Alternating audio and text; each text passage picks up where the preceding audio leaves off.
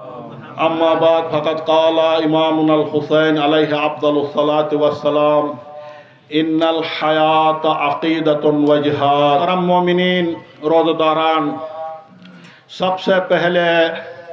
آپ سب کو میری طرف سے عید الفطر بہت بہت مبارک ہو،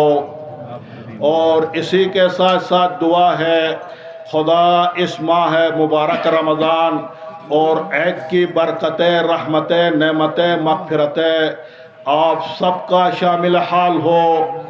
اور آپ سب کو ہر غم اور درد سے دور رکھے، سب کو غم اہل بیت کے علاوہ کوئی اور غم نہ دے، اور آپ سب کو صحت سلامتی عطا کرے، اور آئندہ سال اسی طرح سب کو صحت سلامتی کے ساتھ اس طرح عید منانے کی خدا توفیق عطا فرمائے۔ اور اسی کے ساتھ میرے محترم مومنین، ارشاد امام حسین علیہ السلام ہے ان العقیدۃ حیات و جہاد۔ عقیدہ نام ہے، ان الحیات عقیدۃ و جہاد، زندگی نام ہے عقیدہ اور جہاد کا۔ عقیدہ اور اس عقیدہ کی تحفظ کے جد و جہد کا نام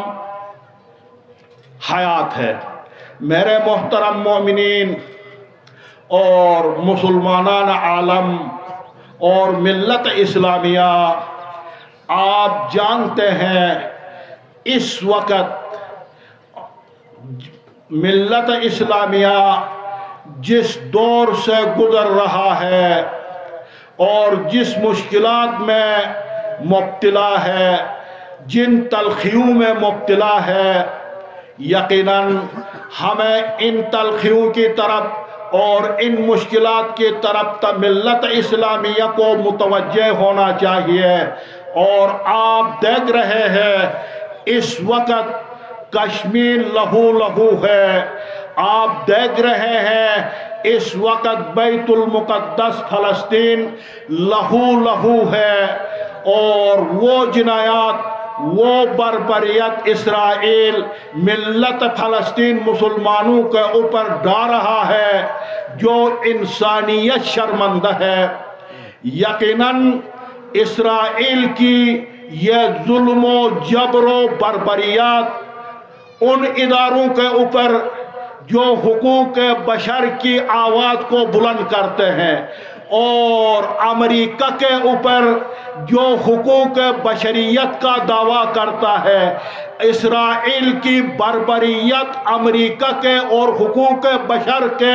دعویٰ کرنے والوں کے منہ پر تمانچہ ہے،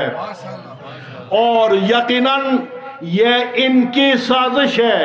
یہ حقوق بشر کے نام سے جہاں مسلمانوں کو کوٹا جاتا ہے، جہاں مسلمانوں کا قتل عام ہو جاتا ہے، جہاں مسلمانوں کا لہو گرتا ہے، وہاں ان کو حقوق بشر نظر نہیں آتا، کشمیر ان کو نظر نہیں آتا، فلسطین ان کو نظر نہیں آتا۔ اگر ہم ملت اسلامیہ مل کر اپنا دفاع نہ کرے، اپنا تحفظ نہ کرے، یقیناً اس وقت فلسطین لہو لہو ہے،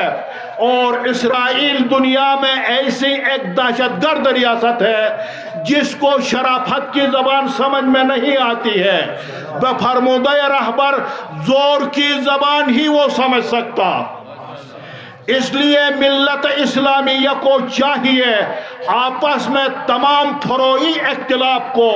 بالائے طاق رکھ کر، بھول کر، ایک دوسرے کے ہاتھ میں ہاتھ ڈال کر ملت فلسطین کی مظلومیت کی آواز کو لبیک کر کر، لبیک کہتے ہوئے ان کے ساتھ اتحاد سے اور ان کے آواز میں آواز ملا کر اسرائیل کو اس کے ناپاک اور مذموم اہداف میں ناکام کیا جائے۔ اور یقیناً میں تمام ملت اسلامیہ کو دعوت دیتا ہوں، اے ملت اسلامیہ، اے مسلم امہ، اس سے پہلی اختلافات کے ذریعے سے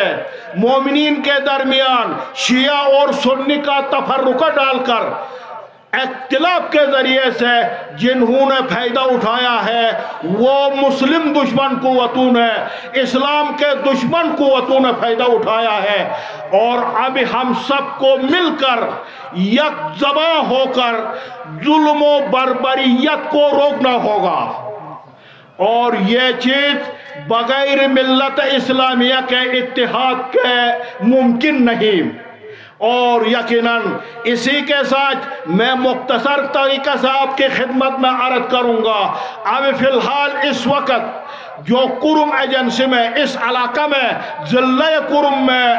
جو امن قائم ہے، ہم شیعان حیدر کرار کبھی بھی اس امن کو کسی صورت میں بھی کسی قیمت میں بھی تباہ کرنا نہیں دیں گے انشاءاللہ۔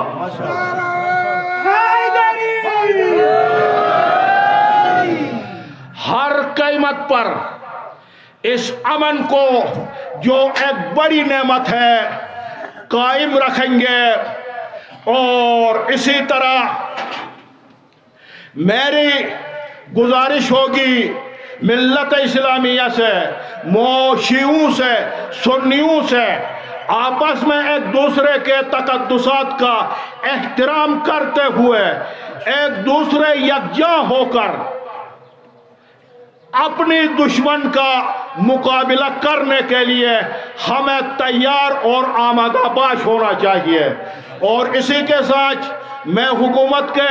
ذمہ دار افراد سے بھی یہی کہوں گا کہ ان کے لیے چاہیے بالش کھیل کا مسئلہ جو اس علاقہ کے امن کے لیے ایک تباہ کن مسئلہ ہے،